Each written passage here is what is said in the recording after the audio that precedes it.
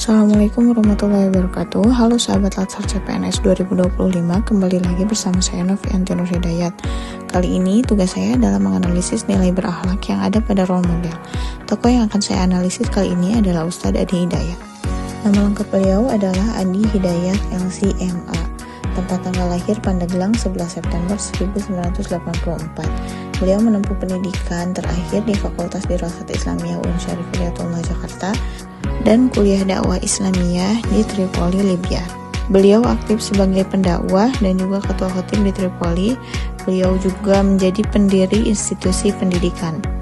Beliau juga menggunakan platform YouTube sebagai media untuk berdakwah dan juga menerbitkan lebih dari 12 buku termasuk Manhaj Tahdzir dan Muslim Zaman Now. Ustadz Adi Hidayat selalu berdakwah dengan rujukan yang kuat dari Al-Quran, hadis, serta kitab-kitab ulama klasik. Ia mengutip sumber-sumber itu secara tepat, bahkan seringkali menyebut halaman dan posisi teks dari Al-Quran. Ini menjadikan dakwahnya kredibel dan tidak sekadar opini pribadi. Ustadz Adi Hidayat juga aktif berdakwah menggunakan media sosial seperti YouTube, Instagram, dan media lainnya. Bahkan beliau memiliki 2 channel YouTube utama yang dilakukan untuk berdakwah, yaitu Ahyar TV dan Ustadz Adi Hidayat Official.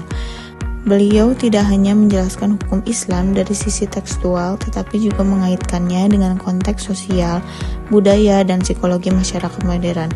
Ia menyadari pentingnya menyesuaikan bahasa dan pendekatan agar relevan dengan zaman. Dalam metode dakwahnya seringkali disusun dalam poin-poin logis dan runtut. Beliau sering menggunakan metode skematik seperti peta konsep, diagram alur, pembagian bab, dan subbab. Metode ini membuat materi yang rumit menjadi mudah dipahami oleh semua kalangan, termasuk pemula dan dalam ilmu agama. Tak jarang juga beliau sering mengajak audiens berinteraksi langsung agar dakwahnya semakin mudah untuk dipahami dan diterapkan. Berdasarkan hal-hal tersebut, saya menganalisis nilai-nilai berakhlak yang ada pada Ustadz Adi Hidayat, yaitu diantaranya beliau memiliki nilai berorientasi pelayanan karena menyampaikan dakwah secara gratis bahkan menjangkau pelosok dan luar negeri tanpa pamrih. Yang kedua, akuntabel. Beliau menyampaikan informasi berdasarkan sumber yang jelas dan bisa dipertanggungjawabkan baik dalam ceramah keagamaan maupun pernyataan publik. Yang ketiga adalah kompeten. Beliau menunjukkan penguasaan ilmu yang luas dari tafsir, hadis, sejarah hingga filsafat. Yang keempat, nilai harmonis. Mengajak masyarakat untuk menjaga kerukunan baik antar umat maupun internal umat. Beliau juga mengajarkan nilai loyal, menunjukkan loyalitas kepada nilai-nilai kebenaran, bangsa, dan kemanusiaan. Beliau juga adaptif, termasuk tokoh agama yang paling adaptif terhadap teknologi.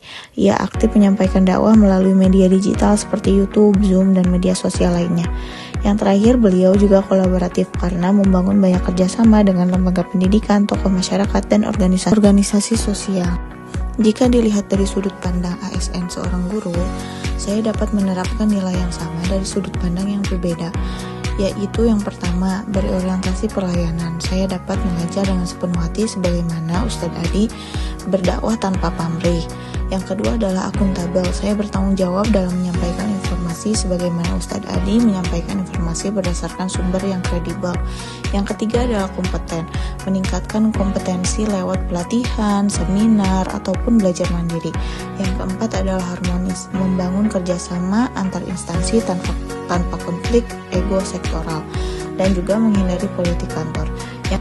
Yang kelima adalah loyal. Sebagaimana Ustadz Adi menghargai perbedaan, maka sudah sepatutnya kita setia kepada Pancasila, Undang-Undang Dasar, dan negara, bukan kepada kepentingan politik sesaat.